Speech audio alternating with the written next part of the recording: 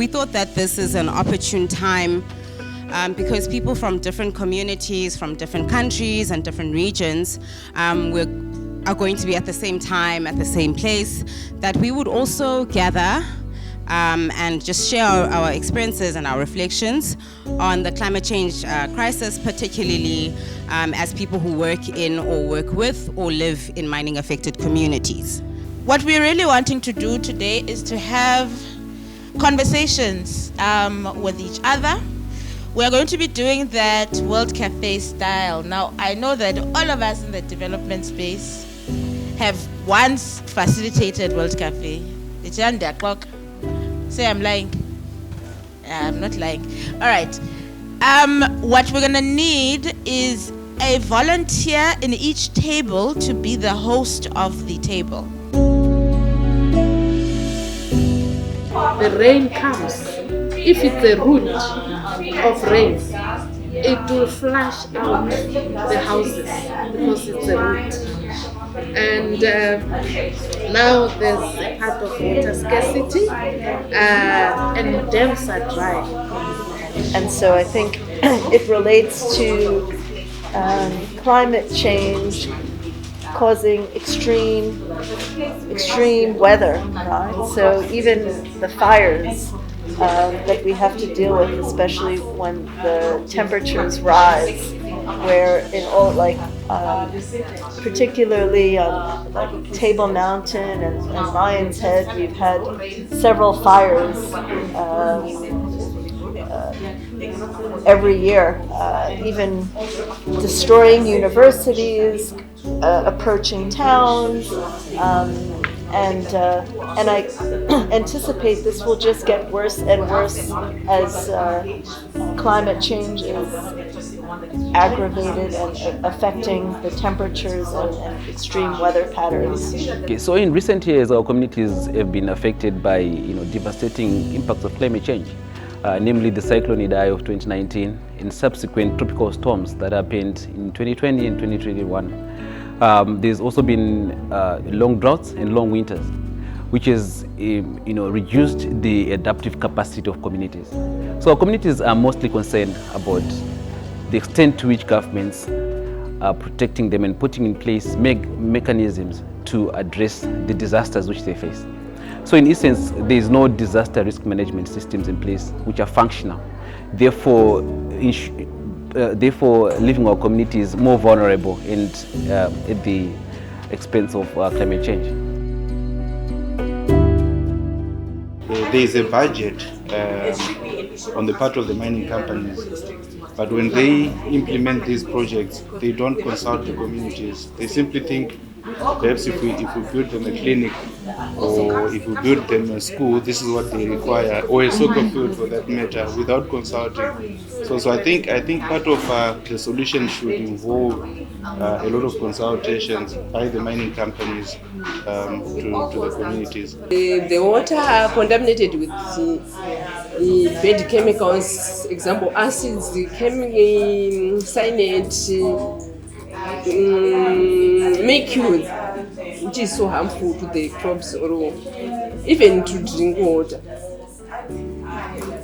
And just how our kind of forced migration and forced movement that families don't necessarily want or don't prepare for affects how we raise each other as communities. And you have whole villages that are just women, or whole villages that are just, and we don't often think about the effects of mining on the family, which are so similar, for example, to what HIV did, in sub-Saharan Africa.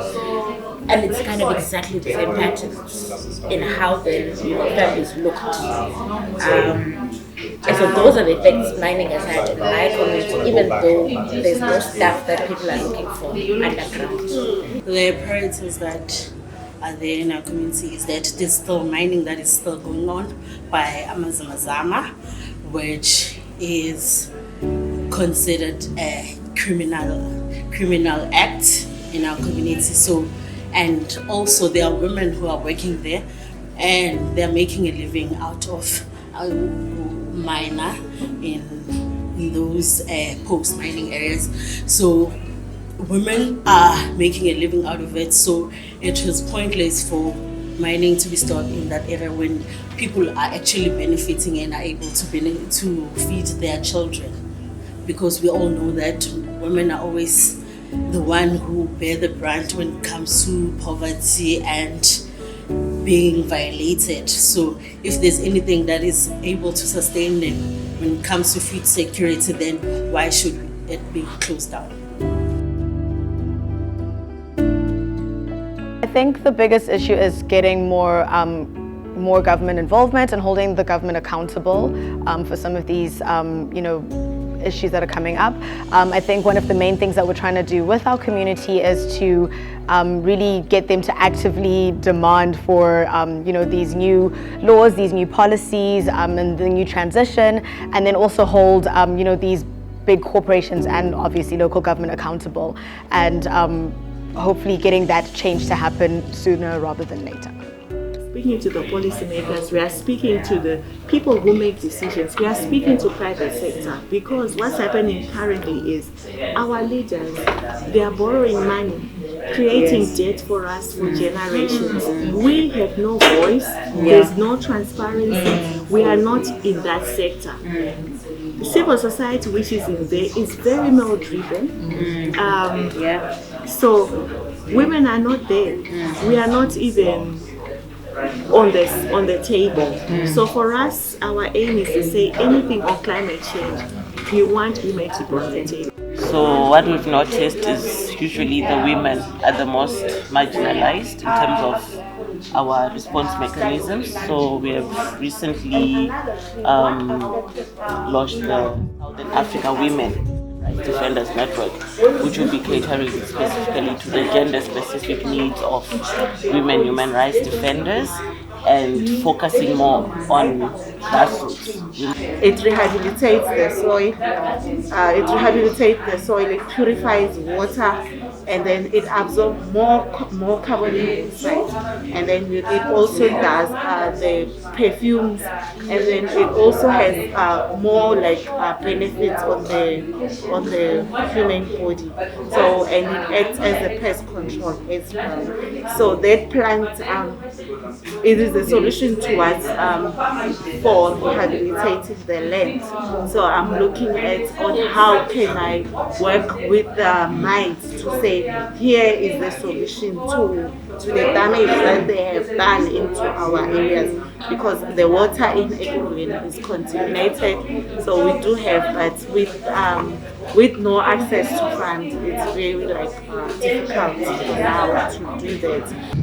So they're introducing plants that use little water and farmers to practice water harvesting. So the issue here is in Kenya you cannot have your own seed bank. If you're a farmer, you have to go to a specific government designated place where you buy your seeds there, because if you're found growing your own crops and saving your own seeds, you will be arrested. So it's more like a government kind of a thing. It's not free.